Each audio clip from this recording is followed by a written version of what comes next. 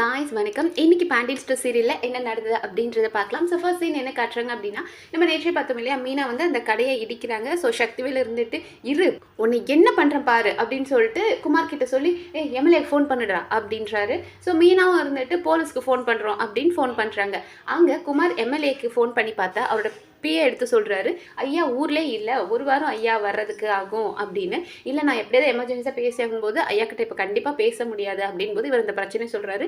அதெல்லாம் எங்களுக்கு தெரியாது, நீங்கள் எப்படியே கொஞ்சம் சமாளிச்சுக்கோங்க, இப்போ ஐயாவால் ஒன்றும் பண்ண முடியாது அப்படின்னு வச்சுட்டாரு. ஸோ குமார் வந்துட்டு சக்திவேல் கிட்ட சொல்கிறார், அப்பா இப்படி எம்எல்ஏ ஊரில் இல்லையாப்பா அப்படின் போது, அவருக்கு ஃபோன் ஏதாவது பண்ணி பேச சொல்லுடா அப்படின் போது, அவர் ஏதோ வேலையாக இருக்காரப்பா, பேச முடியாதுப்பா, நம்ம கடையை இடிக்கிறதுக்கு நம்மளை போய் கோஆப்ரேட் பண்ண சொல்கிறாங்கப்பா அப்படின் போது, என்னடா இப்படி மாட்டிக்கிட்டோமே அப்படின்ற மாதிரி அவர் மொழிக்கிறாரு.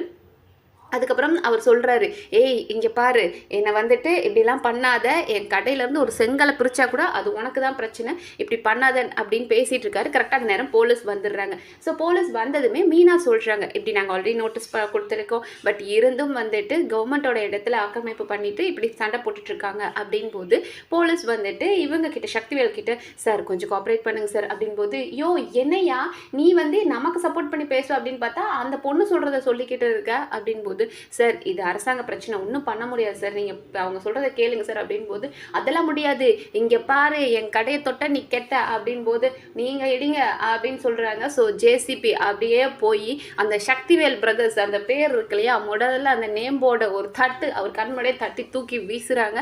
அப்படியே அவருக்கு இடிஞ்சிருச்சு, ஐயோ சல்லி சல்லியா நொறுக்கிட்டாலே அப்படின்ற மாதிரி பயங்கர அவமானப்பட்டுட்டாரு நம்ம சக்திவேலு. ஸோ அவர் கண் முன்னாடியே கடையை போட்டு இடிக்கிறாங்க. அவரும் உன்னை விட மாட்டேன், உன் என்னடா போடா அடி அப்படின்ற மாதிரி மீனா பாட்டு கண்டுக்கவே இல்லை. அண்ட் போலீஸ் வேற கூட சப்போர்ட்டாக நிற்கிறாங்க இல்லையா. ஸோ போலீஸ் வந்துட்டு குமாரையும் சரி சக்திவேலையும் சரி பிடிச்சிக்கிறாங்க. குமாரும் சக்திவேலும் கடந்து கதறாங்க, ஐயோயோ கடை போச்சே, என்ன இப்படி பண்ணிட்டாலே அப்படின்னு கதறிட்டு இருக்காங்க. ஸோ மீனா பாதி இடிச்சதுக்கப்புறம் அங்கே இருக்கவங்ககிட்ட சொல்லிட்டு போயிட்டாங்க, ஓகே ஃபுல்லாக தரமாட்டாங்க, வந்ததுக்கப்புறம் எனக்கு ஃபோட்டோ வீடியோ அனுப்புங்கன்னு சொல்லிட்டு அவங்க கிளம்பிட்டாங்க. ஸோ இங்கே பார்த்தோம் அப்படின்னா வீட்டில் வந்துட்டு கோமதி அண்ட் செந்தில் இருக்காங்க. லைக் செந்தில் வந்துட்டு கடையிலேருந்து எதுக்கும் வந்தார். ஸோ பிள்ளை மோர் குடிச்சிட்டு போகட்டுமே அப்படின்னு அம்மா பாசமாக மோர் கொடுத்துட்ருக்காங்க. வெளியே பார்த்தா அப்படின்னா வந்து நம்ம சக்திவேல் கத்துறாரு, பாண்டியா வெளியே வாடா வெளியே வாடா, ஐயே இவனாச்சு எதுக்கு இவன் மறுபடியும் வந்துட்டானே அப்படின்னு கோமதி பயந்துக்கிட்டே வராங்க. அப்போ அவன் சொல்கிறான், எங்கள் பாண்டியா எங்கள் தன்னால் முடியல அப்படின்னா வீட்டில் இருக்கிற பொண்ணுங்களை வச்சு என்னை வந்து பழி வாங்க பார்க்குறா, அவளை அனுப்பி விட்டுட்டு வீட்டுக்குள்ளே படுத்து தூங்கிட்டு இருக்கானா அப்படின் போது கோமதி, சும்மாரு அவங்க கடைக்கு போயிருக்காங்க, இப்போ எதுக்கு நீங்கள் வந்த அப்படின் போது, ஏன் உனக்கு தெரியாதா அப்படின்னு. எனக்கு தெரியாது என்னாச்சு அப்படின்னு அவங்க கேட்குறாங்க. உன் மருமக என் கடையை வந்து இடிச்சுக்கிட்டு இருக்கா அப்படின்னு. அவன் எதுக்கு உன் கடையை இடிக்கணும் அப்படின்னு கோமதி கேட்டதும் நம்ம செந்தில் சொல்கிறாரு, ஆமாம் இவங்க வந்து ஆக்கிரமிப்பு நிலத்துல கடை கட்டியிருக்காங்க, அதை இடிக்கணும்னு சொல்லிட்டு தான் இருந்தாங்க, அந்த வேலையாக இருக்கும், அவளோட வேலையை அவள் செய்கிறா அப்படின் போது, சும்மா நடிக்காதீங்க, உங்களுக்கு வந்து எங்கள் வீட்டு பையன் குமார் வந்து உங்கள் வீட்டு பொண்ணை லவ் பண்ணிட்டான், அந்த பிரச்சனை அதை மனசில் வச்சுக்கிட்டு உங்கள் வீட்டு பொண்ணை ஒழுங்காக வளர்க்க துப்பு இல்லாத நீங்கள் இப்போ எங்களை பழி வாங்கணும் அப்படின்றதுக்காக எங்கள் கடையை இடிக்கிறீங்களா அப்படின்ற மாதிரி கிறுக்குத்தனமாக ஒன்று கேட்டான். அதுக்கு செந்தில் சொன்னார், உன் வீடு தேடி வந்து உன் பையனை வச்சு செஞ்சோம், நாங்கள்லாம் அடி வெளுத்து எடுத்தோம் அப்படின்னு எங்களுக்கு ஒன்று அப்படின்னா மூஞ்சிக்கு நேரம் நாங்கள் வந்து பேசுமே தவிர என் பொண்டாட்டியை சொல்லிவிட்டு அதை வச்சு உங்கள் கடையை உடைக்கணுன்ற அவசியம் இல்லை, வந்து உங்கள் வீடு ஏறி அவனை அடி வெளுத்துருவோம் இப்படியும் நாங்கள் பண்ணணுன்றது கிடையாது, நீ பண்ணது தப்பு, அவள் சட்டத்துக்கு விரோதமாக எதுவுமே பண்ண மாட்டா, கடவுளுக்கு பயந்து நடப்பா, அவளோட வேலையை செய்கிறா அப்படின் போது, நிறுத்துடா, பொண்ணுங்களை வச்சு இது பண்ணி ஏமாத்திட்டு இருக்கீங்க எங்களெல்லாம் வந்துட்டு அப்படின் போது இவர் சொல்கிறார், என்ன இப்போ பண்ணிட்டாங்க, நீ பண்ணது தப்பு அப்படின் போது, உனக்கு வந்து எங்கள் அம்மாவோட அண்ணன்ற ஒரு மரியாதை தான் அப்படின் போது, ஆமாம் உங்கள் மரியாதைலாம் எனக்கு தெரியும், இப்படி பின்னாடி முதுகில் குத்துறீங்க அப்படின் போது, முதுகில் குத்துற வேலைலாம் உன்னோடது, நாங்கள் அப்படி பண்ணவே இல்லை, இனிமேலாவது சரி இந்த கடையை தான் அவள் இடிச்சிட்டா, இனிமேல் அடுத்த கடையை கட்டுறதா இருந்தாலாவது அதுலையாவது உங்கள் சொந்த இடத்துல உங்களதை கட்டுங்க, அரசு ஆக்கிரமிப்பு பண்ணி அந்த இடத்துல நீங்கள் கட்டாதீங்க அப்படின் போது, நீ எல்லாம் எனக்கு புத்தி சொல்லணுன்ற அவசியம் இல்லை, உன் பொண்டாட்டியை அடக்கி வச்சுக்கோ, இல்லைன்னா உனக்கு பொண்டாட்டியே இருக்காது அப்படின்ற மாதிரி மிரட்டுறாரு. மீனாவை நான் ஏதாவது பண்ணுவேன்ற மாதிரி.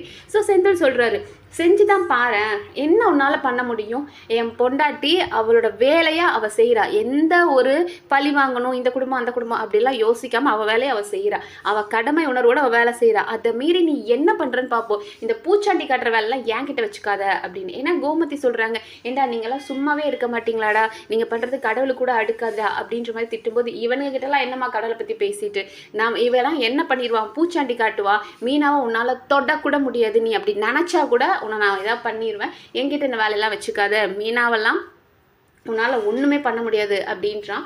ஸோ எனக்கு என்னமோ இதுக்காக சக்திவேல் பழி வாங்கணும் அப்படின்றதுக்காக மீனாவுக்கு வந்து ஏதோ பெருசாக ஒன்று பண்ண போகிறார், லைக் இந்த லஞ்சம் வாங்குறது அந்த மாதிரியே சொல்லி மீனாவை வேலையிலேருந்து தூக்க ட்ரை பண்ணுவார் அப்படின்னு நினைக்கிறேன். ஏன்னா இவர் பேச பேச சக்திவேல் பேச பேச நம்ம செந்தில் சொல்கிறாருல, உன்னால் ஒன்றுமே பண்ண முடியாது, மீனோட வேலையில் அவள் ஸ்ட்ராங்காக இருக்கா அப்படின்போது அவள் என்ன ஒரு டிகிரி வச்சுக்கிட்டு அவள் பெரிய அவளை விட எத்தனையோ கொம்பனுங்களை நாங்கள் பார்த்துருக்கோம், அவங்களால எப்படி சமாளிக்கணும்னு எங்களுக்கு தெரியும் அப்படின்ற மாதிரி சக்திவேல் சொல்லும்போது ஏதோ என்ன கவர்மெண்ட் ஆஃபீஸர் அப்படின்னு போது லஞ்சம் வாங்கிட்டாங்க, இந்த மாதிரி மாட்டி விட தான் வாய்ப்புகள் நிறைய இருக்குது. ஸோ அந்த மாதிரி சக்திவேல் ஏதோ பிளான் பண்ணுறாரு, டே உன்னால் முடிஞ்சதை போய் பாடுறா, என் பொண்டாட்டியை உன்னால் ஒன்றும் பண்ண முடியாது, ஒழுங்காக அடுத்த தடவை நல்ல கடை கட்டுடா அப்படின்ற மாதிரி நம்மளோட செந்தில் மிரட்டி விட்டுடுறாரு. அண்ட் அடுத்த சீனில் என்ன காட்டுறாங்க அப்படின்னு பார்த்தோன்னா, நம்மளோட சரவணன் அண்ட் அவரோட ஃப்ரெண்ட் வந்து சாப்பிட்றதுக்கு வராங்க. எங்கே அப்படின்னா நம்ம தங்கமயில் வேலை செய்கிற ஹோட்டலில். அது என்னையா எல்லாரும் சரவணன் கையிலே மாட்டுறீங்கன்ற மாதிரி தான் இருக்குது. எஸ், அங்கே வந்துட்டு அவங்க 2 பேரும் சாப்பிட வராங்க. கரெக்டாக அந்த நேரம் வந்துட்டு மயில் அப்போ தான் எங்கேயோ ஒரு பிளேட்ஸ் அடுத்த டேபிளில் இருந்த பிளேட்ஸ்லாம் எடுத்துகிட்டு உள்ளே போகிறாங்க. இவங்க வந்து உட்காந்துடுறாங்க. அப்புறம் என்ன சாப்பிட்றதுக்கு வேணும் அப்படின்னு வேற ஒருத்தங்க தான் ஆர்டர் எடுக்கிறாங்க. பட் அதை ரிஸ்க் கொண்டு வந்து கொடுக்கறது நம்ம தங்கமயில். ஸோ அவங்க பாட்டுக்கு பிளேட் எடுத்து வைக்கிறாங்க. நம்ம சாரணும்னு ஃபோன் பார்த்துட்டே உட்காந்துருக்காரு. அவர் கூட ஒரு ஃப்ரெண்டு வந்தார் இல்லையா, அந்த ஃப்ரெண்டு தங்கமயில பார்த்துட்டாங்க. என்னது இது சிஸ்டர் இங்கே உட்காந்து வேலை செஞ்சுக்கிட்டு இருக்காங்க அப்படின்ட்டு அவர் உடனே சரவணனை கூப்பிட்டு அங்கே பாருன்னு பார்த்தா தங்கமயிலும் அவங்க பாட்டுக்கு பார்க்கல, அவங்க பாட்டுக்கு பிளேட்டை வைக்கிறாங்க, சிக்கன் சுக்கா வைக்கிறாங்க, தண்ணி ஊற்றிக்கிட்டே இருக்கிறாங்க. சரவணன் அப்புறம் தான் பார்க்குறாங்க, சார் அப்படின்னு சொல்கிறாங்க.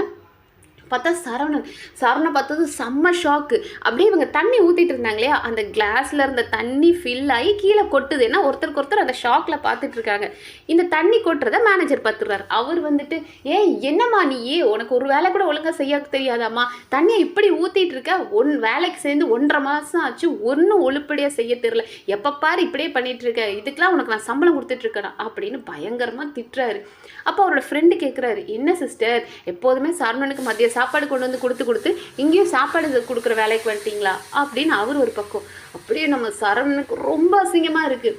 ஒரு பக்கம் அந்த ஹோட்டலோட மேனேஜர் மயில திட்டுறாரு, அறிவில்லையாம்மா அவங்க தண்ணி ஊற்றினிய சாரி கேட்டியாம்மா, நீ பாட்டுக்கு நின்றுட்டு இருக்க. ஏன்னா அவங்க அந்த தண்ணி ஊற்றுனாங்களே அந்த ஜாரையும் அப்படியே அங்கே டேபிள்ல போட்டு அந்த இடமே அவங்கள சுற்றி பார்க்குது, அசிங்கமாக இருக்கும். நிஜமாக பயங்கர இதாக இருக்கும் நம்ம சரவணனுக்கு பார்க்குறதுக்கு. ஒய்ஃபை வந்து இன்னொருத்தன் திட்டுறா, அதை சுற்றி அத்தனை பேர் வேடிக்கை பார்க்குறாங்க, கூட தான் ஃப்ரெண்டும் இருக்கான் போது எப்படி இருக்கும் அந்த மனுஷனுக்கு. அவர் உடனே வெளியே வா அப்படின்னு சொல்லிட்டு அவர் போயிட்டார். அதுக்கப்புறம் அவங்க வெளியே வந்ததுக்கப்புறம், என்ன தங்கமயில் பண்ணிகிட்ருக்கு, 1.5 மாதமாக என்னை ஏமாற்றிட்டு இருந்திருக்கியா, அப்போ ஸ்கூல் வேலையிலேருந்து நின்ன உடனே இங்கே ஹோட்டலுக்கு வந்து சேர்ந்துட்டு என்ன அவசியம் இருக்குது, அப்பா அழகாக ஒரு வேலை வாங்கி கொடுத்தாங்க டீச்சர் வேலை, அந்த வேலையை விட்டுட்டு இங்கே ஹோட்டலில் வந்து சர்வ் பண்ணணும்னு உனக்கு என்ன தலையெழுத்தா, எதுக்கு இப்படி பண்ணிகிட்ருக்க அப்படின்போது அங்கே சர்டிஃபிகேட் கேட்டாங்க மாமா. ஆமாம், சர்டிஃபிகேட் கேட்டால் டூப்ளிகேட் சர்டிஃபிகேட் வாங்கி கொடுத்துருக்கலாம் தானே. இல்லை, டூப்ளிகேட் சர்டிஃபிகேட்டும் வந்து டைம் ஆயிடுச்சு, அதனால கொடுக்க முடியல. எதுவாக இருந்தாலும் எங்ககிட்ட சொல்ல வேண்டியதானே, எதுக்கு அப்போ இங்கே சேர்ந்த, அப்போ உன் ஃப்ரெண்டு வேலை வாங்கி தரேன்னு சொன்னாங்களே அது என்னாச்சு அப்படின்போது மறுபடியும் அவங்க போய் தான் சொல்கிறாங்க. நினச்சி ஓகே இந்த இடத்துல உண்மையை சொல்லிடுவாங்க, நான் படிக்கலன்னு சொல்லி இந்த பிரச்சனைக்கு ஒரு என்டி கார்டு போட்டுருவாங்கன்னு பார்த்தா மறுபடியும் அவங்க போய் தான் சொல்கிறாங்க. லைக் என் ஃப்ரெண்டு வேலை இருக்குன்னு சொன்னால் அந்த ஆஃபீஸ்க்கு நானும் போனேன், ஆனால் அங்கேயும் சர்டிஃபிகேட் கேட்டாங்க, அதனால் வந்து மறுபடியும் சர்டிஃபிகேட் வாங்கி தர டைம் ஆகும், வீட்டில் என்ன சொல்கிறது சர்டிஃபிகேட் ரெடி ஆகிற வரைக்கும் நான் இந்த வேலைக்கு வரலான்னு யோசித்தேன் அப்படின்போது, அப்போ உனக்கு சர்டிஃபிகேட் கிடைக்கவே இல்லைன்னா நீ இங்கே தான் வேலை செஞ்சுட்டு இருப்பியா அப்படின்றாரு. இல்லை மாமா அப்படின்போது, எவ்வளோ போய் மயில நீ பேசியிருக்க, காலையிலே வேலைக்கு போகிறேன்வ, ஏதோ ஒரு பில்டிங்கை காமிச்சு இதுதான் என் ஆஃபீஸ்வ, நானும் உன்னை கூட்டிகிட்டு போனேன், கூட்டிகிட்டு வந்தேன், வீட்டுக்கு வந்து கதையாக அளந்து விடுவேன், எல்லாமே பொய்யா, உங்கள் வீட்டுக்கு தெரியுமா, உங்கள் அப்பா அம்மாவுக்கு தெரியுமா நீ இப்படி வேலை செய்கிறதுன்னு போது தெரியாது அப்படின்ட்டாங்க. எல்லாரையும் ஏமாற்றி இங்கே வந்து இப்படி என்னை அசிங்கப்படுத்திட்டே, அப்பாவுக்கு தெரிஞ்சால் எவ்வளோ வருத்தப்படுவாங்க அப்படின்னு போது தங்கமயில் ப்ளீஸ் மாமா ப்ளீஸ் நீங்கள் இதை சொல்லாதீங்க அப்படின்றாங்க. நீ என்ன பண்ணி வச்சிருக்கன்னு உனக்கு தெரியுதா, இது நம்ம ஊர், இந்த ஹோட்டலில் வேலை செஞ்ச அப்படின்னா நமக்கு தெரிஞ்சவன் தெரியாதவன் அத்தனை பேர் இங்கே வருவான், பார்த்து நம்மளை அசிங்கமாக நினைக்கிறதுக்கா, இந்த கடைக்கே நம்ம தான் ஆர்டர் சப்ளை பண்ணுறோம், உனக்கு தெரியுமா, மளிகை பொருளை நம்ம தான் கொடுக்குறோம், இந்த கடைக்கே மளிகை பொருள் நம்ம தான் கொடுக்குறோம், உனக்கு தெரியுமா அப்படின் போது மண்டே ஆட்டுறாங்க தெரியும் அப்படின்னு.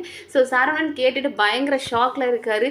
அடி பாவி, தங்கச்சியும் ஏமாத்துறா, பொண்டாட்டியும் ஏமாத்துறா அப்படின்ற மாதிரி அந்த மனுஷன் அவரே ஒரு அப்பா புள்ள ஸோ என்ன பண்ண போறாரு, அப்பா கிட்ட சொல்லுவாரா, இல்லைனா மறுபடியும் தங்கமயில் சொன்ன பொய்யை நம்பிட்டு ஓகே சர்டிஃபிகேட் வர வரைக்கும் வெயிட் பண்ணலாம் அப்படின்னு வெயிட் பண்ண போறாருன்னு தெரியல. ஆனால் நமக்கு இப்போ கொஞ்ச நாட்களாக எனக்கு என்னோட பார்வையில் மயிலை பார்க்கும்போது பாவமாக இருக்குது. லைக் நமக்கு இப்போ சுகன்யா மாதிரி பெரிய பெரிய வில்லிங்களை காட்டுறதுனால இவங்களை நமக்கு பிடிக்க ஆரம்பிச்சிருச்சா என்னன்னு தெரியல. ஏன்னா அவங்க தப்பு பண்ணியிருக்காங்க, தங்கமயில் பண்ணது தப்பு தான். பட் அதை தாண்டி அவங்க பேரண்ட்ஸ் தான் பண்ணது. லைக் தங்கமயிலோட அப்பா அம்மா தான் இத்தனை பொய்யை சொல்லி கல்யாணம் பண்ணி கொடுத்தாங்க. பட் தங்கமயில் அந்த வீட்டுக்கு ஒரு நல்ல மருமகள். ஆனால் எனக்கு பிடிக்காத ஒரு விஷயம் என்ன அப்படின்னா, ஒரு பொண்ணு அவளுக்கு பிடிக்கலன்றா, எனக்கு வேலைக்கு போக பிடிக்கல, நான் வீட்டில் இருக்கிறேன்றா. பட் அதை தாண்டி உன்னோட சுதந்திரத்துக்காக நீ வேலைக்கு போகணுன்றாங்க. சுதந்திரம் அப்படின்றது என்னன்னா, எனக்கு என்ன வேணுன்ற முடிவை நான் தான் எடுக்கணும், எனக்கு போகணும், அது என்னோட சுதந்திரம். இல்லை எனக்கு உடம்பு முடியல நான் போக மாட்டேன், எனக்கு இதைத்தான் செய்யணும், நான் இதைத்தான் படிக்கணும் அப்படின்றதான் சுதந்திரம். தனக்கு என்ன தேவைன்றது தான் முடிவு பண்ணணும். பட் அதை விட்டுட்டு அந்த பொண்ணுக்கு விருப்பம் இல்லைனாலும் பாண்டியனும் சரி கோமதியும் சரி நீ வேலைக்கு போய் தான் ஆகணும், நீ வேலைக்கு போனால் தான் சொந்த காலில் நிற்க முடியும் அப்படின்னு அவங்கள ஃபோர்ஸ் பண்ணி அனுப்பி விடுறதும் அது கொஞ்சம் தவிர்த்திருந்திருக்கலாம். அதனால தான் அந்த பொண்ணு இவ்வளோ போய் சொல்லி ஒரு இடத்துல போய் எச்சு தட்டு எடுக்கிறாங்க அப்படின் போது மனசை கல்லாக்கிக்கிட்டு அவங்க அதெல்லாம் வேலை செய்யும் போது இவங்களுக்காக தான் இதெல்லாம் பண்ணுறாங்க. ஸோ அது எந்த அளவுக்கு நீ எடுத்துகிட்டு போக போகிறாங்க அப்படின்ற எல்லாத்தையும் அண்ட் வேறு என்னென்ன சுவாரஸ்யங்களாக நடக்குது அப்படின்றத நம்ம அடுத்தடுத்த வீடியோவில் பார்க்கலாம். நன்றி.